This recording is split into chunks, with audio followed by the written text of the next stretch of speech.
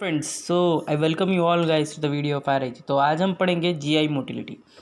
Okay, ये exam point of view से इतना इम्पोर्टेंट तो नहीं है, बट अगर आप पास्ट के बहुत पुराने क्वेश्चन पेपर्स उठा के देखो तो एक आध दो क्वेश्चन आपको जीआई मोटिलिटी के मिल जाएंगे। बट हम आज थोड़ा सा डिटेल में इसको पढ़ेंगे ताकि आपको एम्स के एग्ज़ाम में भी ये हेल्पफुल हो जाए। ओके, सो स्मॉल इंट्रोडक्शन देख लेते हैं इसका हम। ओके, तो GI motility basically is done by the group of smooth involuntary muscles. ठीक है, तो इनवॉलेंटरी मसल से होते हैं जीआई मोटिलिटी, इनवॉलेंटरी मसल्स। उसके बाद देखते हैं ये जो है जीआई मोटिलिटी, इसमें जैसे आपके हार्ट है ना, हार्ट में एक पेसमेकर है, वैसे ही जीआई मोटिलिटी के जो स्मूथ मसल है उसकी एक्टिविटी के लिए भी अपने पास एक पेसमेकर होता है। ठीक है, तो हमको इस मोटिलिटी के लिए भी पेसमेकर चाहिए। इस पेसमेकर का नाम है, आपको इतना ज़रूरी नहीं है बट क्वेश्चन आ सकते हैं, जिपमर विपमर के एग्ज़ाम में ऐसे क्वेश्चंस आते हैं। सो आप एक बार देख लीजिए, एक बार आया भी था ऐसा, interstitial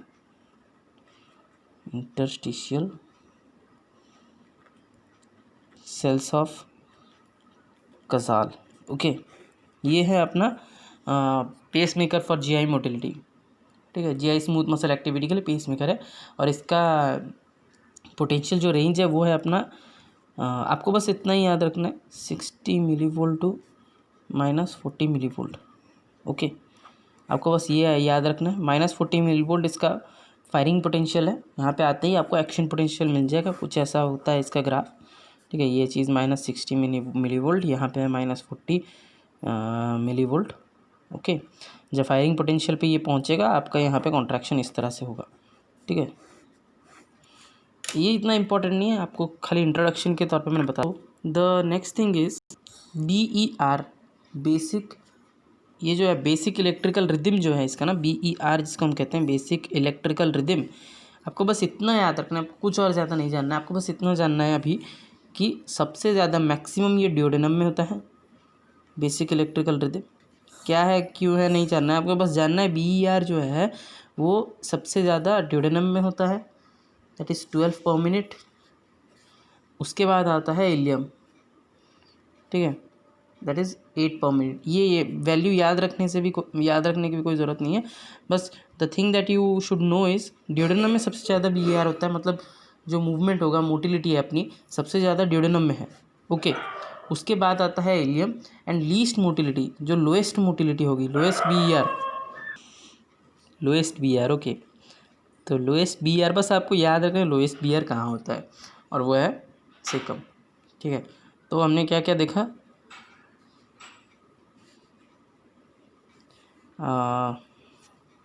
highest BER, then second highest, then lowest. थोड़ा अच्छे से लिख देता हूँ, सेकम।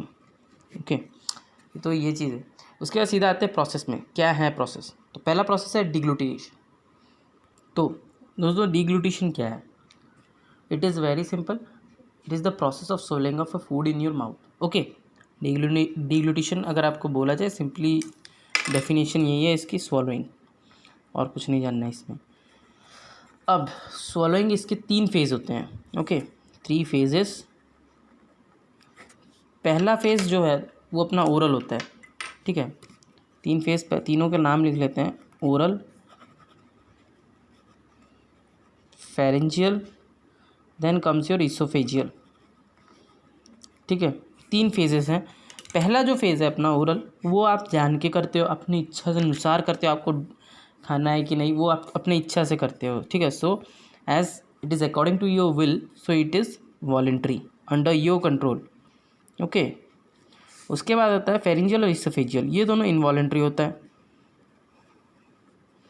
इनवॉलेंट्री। ओके, अब मेन चीज़ आपको याद रखना है, देखो अब आप कोई भी चीज़ मतलब करते हो ना अपने बॉडी में, उसका एक इफरेंट नर्व फाइबर्स होते हैं, और फिर वो अपने सेंटर को जाता है, और वहाँ से मतलब ये क्या हुआ आपके बॉडी में, that things goes from efferent fibres, वो एक सेंटर को जाएगा, और उस सेंटर से, मतलब इसका मैं कंट्रोल बता रहा हूँ। ठीक है, उस सेंटर से नर्व फाइबर्स क्या एक्शन आपको लेना है, वो मतलब लेना है, वो नर्व फाइबर्स जो इफरेंट फाइबर्स होते हैं वो आके सप्लाई कर देते हैं उस पर्टिकुलर जगह पे। सो आपको इफरेंट एफरेंट ज़्यादा ज़रूरत नहीं है, आपको चाहिए सेंटर, लेकिन फिर भी मैं सब बता देता हूँ। बट मेन चीज़ what you have to remember is centre of control, that is medulla. तो यहाँ देख लेते हैं, सेंटर ऑफ कंट्रोल अपना होता है, ठीक है, इससे दूसरे कलर से लिखते हैं मेडुला। ओके, ये चीज़ है सेंटर ऑफ कंट्रोल, बस आपको ये याद रखना है। उसके बाद आता है एफरेंट और इफरेंट। यहाँ एफरेंट है और इधर चलते हैं इफरेंट। ओके, तो इसमें आ जाता है आपका क्रेनियल नर्व्स 5, 9, 10। ये इतना इम्पॉर्टेंट नहीं है, बट ये सबसे इम्पॉर्टेंट है, most important, medulla centre of control for deglutition. Okay, इसमें आता है अपना 5, then 7, then hypoglossal nerve. Okay, उसके बाद आता है इसोफेजियल मोटिलिटी। तो आपने डिग्लूटिशन कर लिया है, फूड को सॉलो कर लिया, इसोफेगस में फूड आ गया, उसके बाद इसोफेगस में आपकी किस तरह से मोटिलिटी होती है वो डिस्कस करते हैं। इसमें देखो, इसोफेगस में नॉर्मली जो आप एनसीईआरटी से देखोगे ना, उसमें होता है पेरिस्टाल्सिस लिखा रहता है, पेरिस्टाल्सिस, बट ये एक पेरिस्टाल्सिस नहीं होता है, प्राइमरी सेकेंडरी टर्शियरी पेरिस्टाल्सिस होते हैं, ठीक है, प्राइमरी सेकेंडरी टर्शियरी। बट आपके लेवल में आपको इतना जानना नहीं है, you should only know that peristalsis होता है। ओके, अब व्हाट इज़ दिस पेरिस्टाल्सिस, कैसे होता है वो देखते हैं। स्टिमुलस कहाँ से आता है, तो कुछ नहीं, इस पेरिस्टाल्सिस को स्टिमुलस मिलता है, आप जो फूड लेते हो, फूड आते ही दैट स्टिमुलेट्स फॉर पेरिस्टाल्सिस। कैसे होता है, ठीक है, तो फूड आया, आप स्वेलो कर लिए, उसके बाद क्या होता है, स्ट्रेचिंग होती है, ठीक है, stretching of oesophagus. Okay, oesophagus stretching जैसे ही होगा ना, मोस्ट इंपॉर्टेंट चीज़, ट्रिपल स्टार मार लो और इसको याद रखना है आपको। स्टिमुलस जो होता है मेन इसी के कारण होता है, सेरोटोनिन, ठीक है, ये सेरोटोनिन रिलीज होता है इसोफेगस के स्ट्रेचिंग के कारण। फूड जैसे आता है, स्ट्रेचिंग होता है, स्ट्रेचिंग कारण सेरोटोनिन रिलीज होता है, एंड फ्रॉम दैट इससे अपना माइंट्रिक प्लेक्सस। अब बताओ मुझे, माइंट्रिक प्लेक्सस आपने कहाँ पढ़ा था, सबम्यूकोसा में होता है या फिर between two muscle layers? Myenteric plexus, answer is between two muscle layers. Okay, तो ये माइंट्रिक प्लेक्सस आपका फिर कराएगा क्या, पेरिस्टाल्सिस। पेरिस्टाल्सिस कैसे होता है वो देख लेते हैं। देखो, ये जो है आपका इसोफेगस है, ये इसोफेगस है अपना, यहाँ पे फूड आपका है, जहाँ फूड है उसके बाद ये थोड़ा रिलैक्स रहता है, मतलब फूड अगर जैसे यहाँ तक है, उसके बाद चीज़ें रिलैक्स होती है इस तरह से, कॉन्ट्रैक्शन का मूड इस तरह, ठीक है, इस तरह। तो ये यहाँ पे जो कॉन्ट्रैक्शन है ना, यहाँ कॉन्ट्रैक्शन होता है, यहाँ रिलैक्सेशन होता है। तो दो चीज़ें याद रखो, पेरिस्टाल्सिस के लिए जिस पॉइंट में फूड है उसके बिफोर आफ्टर, ठीक है, ये है before and this thing is after. आपको बस इतना याद रखना है, ओके, जो बिफोर है ना, इस जगह पे क्या लगता है, देखो, कॉन्ट्रैक्शन करने के लिए अपन हमेशा ACH एसिटिलकोलिन लगता है, और एक सब्सटेंस है substance P। Okay, substance P। Then आता है आपका आफ्टर, रिलैक्सेशन जो रहा है वो किस लिए होता है, नाइट्रिक ऑक्साइड, और एक चीज़ होता है आपका VIP। देखो, VIP मैंने कहाँ बताया था, GI हार्मोन्स। ओके, तो GI हार्मोन VIP मैंने कहा था हर जगह जहाँ पे जिसका यूज़ है मैं बताते जाऊँगा, तो VIP का यूज़ यहाँ पे है। ओके, तो ये दो इंपॉर्टेंट चीज़ें। अब इनके कारण से ना एक डिजीज़ आता है, उसका नाम है अकैल्शिया कार्डिया। ओके, यहाँ लिख देता हूँ मैं, इतना इंपॉर्टेंट नहीं है आपके लेवल में, लेकिन थोड़ा जाने रहने से ठीक है। बाकी भी कॉम्पिटिटिव एग्जाम होते हैं उसमें हेल्प कर सकते हैं, जैसे जिपमर विपमर थोड़ा उल्टा उल्टा क्वेश्चन पूछता है, एम्स में तो इतना नहीं आ रहा है, ठीक है। अकैल्शिया कार्डिया, इसमें क्या होता है आपका, जो देखो NO है ना, नाइट्रिक ऑक्साइड, इसके कारण रिलैक्सेशन हो रहा था। अब जब इसका एब्सेंस हो जाए, एब्सेंस ऑफ नाइट्रिक ऑक्साइड के एब्सेंस से एसिटिलकोलिन का जो एक्शन होगा दैट विल बी अनकंट्रोल्ड। तो unopposed action of ACH due to absence of NO अपना हो जाता है यहाँ पे पूरा कॉन्ट्रैक्टेड रह जाता है, सस्टेन्ड कॉन्ट्रैक्शन इसको कहते हैं हम, सस्टेन्ड कॉन्ट्रैक्शन। ओके, बस ये चीज़ है इतना इम्पोर्टेंट, और इसी को अपन कहते हैं अकैल्शिया कार्डिया। नेक्स्ट इम्पॉर्टेंट चीज़ है आपकी, देखो गैस्ट्रिक मोटिलिटी। गैस्ट्रिक मोटिलिटी में 3 चीज़ें आपको याद रखनी है। गैस्ट्रिक मोटिलिटी बस 3 चीज़ें, ज़्यादा नहीं, 3 चीज़ें, 3 पॉइंट्स ही याद रखना है आपको। क्या क्या है वो? पहला है रिसेप्टिव रिलैक्सेशन, रिसेप्टिव रिलैक्सेशन इतना भी याद नहीं रखो, रिलैक्सेशन याद रखो खाली, रिलैक्सेशन, ठीक है। इसको इसी का दूसरा नाम है gastric accommodation, gastric accommodation. Okay, उसके बाद दूसरी चीज़ें आपको याद रखनी है, repulsion, and next thing is gastric emptying. Okay, अब देखो रिसेप्टिव रिलैक्सेशन जो है, गैस्ट्रिक एकोमोडेशन, इसमें क्या है, फूड का एंट्री होना आपकी गैस्ट्रिक में, फूड स्टमक में जाना। ओके, फूड का स्टमक में जाना, इसी को हम कहते हैं रिसेप्टिव रिलैक्सेशन। ठीक है, रिलैक्सेशन के कारण फूड का स्टोरेज, इसमें अपना स्टोरेज करते हैं अपने फूड को। नेक्स्ट चीज़ है रिपल्शन। आपके क्या होता है, पाइलोरस, फूड जाता है पाइलोरस में, टकराता है एंड फिर रिटर्न हो जाता है। ठीक है, इस तरह से, तो इस तरह के कारण एक सर्कुलेशन होता है फूड का, और इस सर्कुलेशन के कारण रिपल्शन प्रोसेस में मिक्सिंग ऑफ फूड होता है अपना, ये इंपॉर्टेंट है। उसके बाद है गैस्ट्रिक एम्प्टिंग। गैस्ट्रिक एम्प्टिंग मतलब फूड जब पाइलोरस में आता है, उसके बाद मिक्सिंग ग्राइंडिंग के बाद वो फूड को बाहर निकालना। ठीक है, स्टमक से बाहर निकाल के इंटेस्टाइन में पहुंचाना, ड्यूडेनम में, कंट्रोल पॉइंट पाइलोरस। और इसमें आपको ज़्यादा कुछ नहीं जानना है। गैस्ट्रिक एम्प्टिंग को फैक्टर्स जो इंक्रीज़ करते हैं, ठीक है, कुछ फैक्टर्स होते हैं जो गैस्ट्रिक एम्प्टिंग को प्रमोट करते हैं, कुछ फैक्टर होते हैं गैस्ट्रिक एम्प्टिंग को डिक्रीज़ करते हैं। तो इम्पॉर्टेंट फैक्टर जो गैस्ट्रिक एम्प्टिंग को इंक्रीज़ करता है, दैट इज़ आपका फूड इटसेल्फ। जितना ज़्यादा फूड आएगा उसके कारण डिस्टेंशन बढ़ेगा, डिस्टेंशन बढ़ेगा तो अपन का क्या इंक्रीज़ हो जाएगा, मतलब आपका गैस्ट्रिक एम्प्टिंग बढ़ेगा। नेक्स्ट चीज़ है गैस्ट्रिन हार्मोन, ये स्टार मार करके याद करो। गैस्ट्रिन हार्मोन के कारण गैस्ट्रिक एम्प्टिंग भी होता है।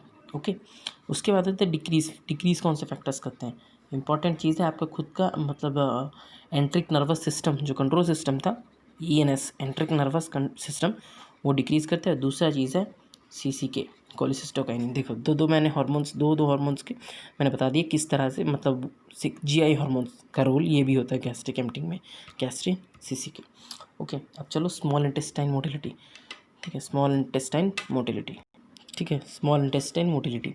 अब देखो आपको इसमें कुछ याद नहीं रखना है, 2 चीज़ बस याद रखें, 2 नाम बस याद रखो। पेरिस्टाल्सिस क्या है मैंने बता दिया अच्छे से, पेरिस्टाल्सिस, और दूसरा चीज़ है सेगमेंटेशन, ये नया चीज़ है सेगमेंटेशन। देखो इसमें क्या होता है सेगमेंटेशन में, ये फूड आया दोनों तरफ से, हमने पेरिस्टाल्सिस में क्या बात डिस्कस किया था, एक तरफ कॉन्ट्रैक्शन, दूसरी तरफ रिलैक्सेशन, फूड आगे जाते रहे, लेकिन इसमें दोनों तरफ से क्या होता है, अपन का कॉन्ट्रैक्शन हो जाता है। कॉन्ट्रैक्शन देखो, कॉन्ट्रैक्शन है दोनों तरफ से, for what, the reason is to retard the food movement, and for why we retard the food movement, the reason is for adequate time for digestion and absorption. Okay, बस, तो अपना ये contraction दोनों तरफ होता है, एडिक्वेट टाइम यहाँ पे लिख देंगे, एडिक्वेट टाइम। ओके, ताकि डाइजेशन अच्छे से हो सके। ओके, अब नेक्स्ट चीज़ पे चलते हैं, large intestine motility. Large intestine motility, मेरी राइटिंग थोड़ी अच्छी नहीं है, but you try to hear what I am saying, उसके बाद थोड़ा मैच कर लो, आपको समझ में सब आ जाएगा। ओके, तो नेक्स्ट चीज़ चलते हैं। देखो ये लार्ज इंटेस्टाइन मोटिलिटी अपन 2 चीज़ में देखते हैं। मेजर मोटिलिटी जो होती है कोलॉन में ही होती है, बाकी की चीज़ें हमको जानना नहीं है, इसलिए मैं बहुत सिंप्लीफाइड वे में आपको बता दे रहा हूँ। एक होता है प्रोक्सिमल कोलॉन, दूसरा होता है डिस्टल कोलॉन। प्रोक्सिमल कोलॉन में देखो, इसमें पूरे लार्ज इंटेस्टाइन में एब्जॉर्प्शन क्या है अपना, कुछ माइन्यूट चीज़ें ही एब्जॉर्ब होती हैं। तो प्रोक्सिमल कोलॉन में अपना एब्जॉर्ब होता है क्या, वाटर एंड इलेक्ट्रोलाइट। इलेक्ट्रोलाइट, और कुछ नहीं, ठीक है, और कुछ नहीं। इसका दो मूवमेंट होता है, वो देख लेना है अपने को। तो पहला मूवमेंट इसका होता है हॉस्ट्रेशंस, हॉस्ट्रेशन, ओके।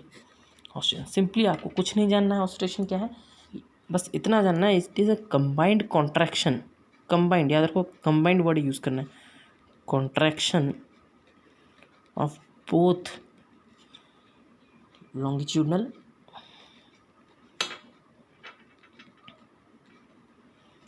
And circular muscle. बस ये चीज़ इंपॉर्टेंट है, combined contraction of both longitudinal circular muscles. और क्या हॉस्ट्रेशन में ये हुआ, उसके बाद कहाँ होता है, मैंने कहा कोलॉन ही आपका इंपॉर्टेंट चीज़ है। कोलॉन क्यों होता है, absorption of water and electrolytes, okay. उसके बाद दूसरा मूवमेंट है अपना, ये पहला मूवमेंट था, दूसरा मूवमेंट है जो आपने सुना नहीं होगा कभी, वो है मास मूवमेंट, ओके। अब मास मूवमेंट क्या है, ये this involves a large area of colon, जैसे ये स्मॉल है वैसे ये लार्ज एरिया ऑफ कोलॉन को इन्वॉल्व करता है, area of colon involved, okay. उसके बाद substance move from one segment of colon to other and finally to rectum में, जो कि होना है, और ये फिर डेफिकेशन में हेल्प करता है, ओके। रेक्टम से डेफिकेट करने में मास मूवमेंट हेल्प करता है, तो इसका हेल्प हुआ towards last process that is defecation, okay. अब हम बात करेंगे जीआई मोटिलिटी की last but most important thing that is defecation, okay.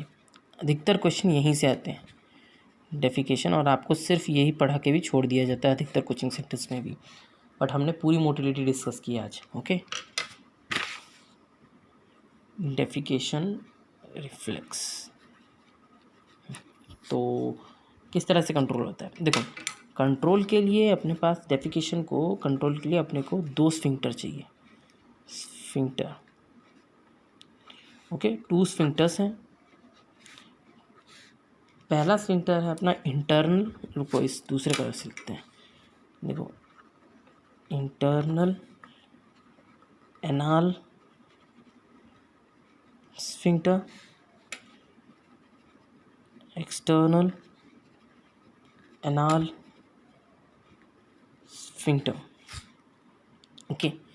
तो उसके बाद होता है इंटरनल एनाल स्फिंक्टर और एक्सटर्नल एनाल स्फिंक्टर। इसमें होता है स्मूथ मसल्स, स्मूथ मसल, आपको बस इतना जानना है, इंटरनल स्मूथ मसल के कारण होता है और इनवॉलेंट्री होता है, involuntary, okay. External skeletal muscle के कारण होगा, और under your will that will B voluntary, okay. और सप्लाइड बाय वो सब नहीं जानना, इसका मतलब आपको जानना है कंट्रोल किससे होता है, ओके। तो ये चीज़ अपना जो है, देखो पैरासिम्पैथेटिक नर्वस सिस्टम से और सिंपैथेटिक नर्वस सिस्टम से कंट्रोल होता है। अब देखो हर जगह पे आप अगर हार्ट वार्ट पढ़ोगे तो कॉन्ट्रैक्शन बढ़ा देता है, तो क्या होता है, वहाँ हार्ट बीट बढ़ जाती है, ब्लड प्रेशर बढ़ा देता है, तो सिंपैथेटिक एक प्रकार से कॉन्ट्रैक्शन बढ़ाने का काम करता है। तो आप सोचोगे कि यहाँ पे भी सिंपैथेटिक वही रोल करेगा, बट ये नहीं है। सो ये point should be noted and start for lot of time, okay. आपको देखना है सिंपैथेटिक नर्वस सिस्टम यहाँ पे जो है कॉन्ट्रैक्शन को घटाता है, लेकिन पैरासिम्पैथेटिक यहाँ बढ़ाता है। तो ये stimulated by PNS and inhibited by SNS, sympathetic nervous system, okay.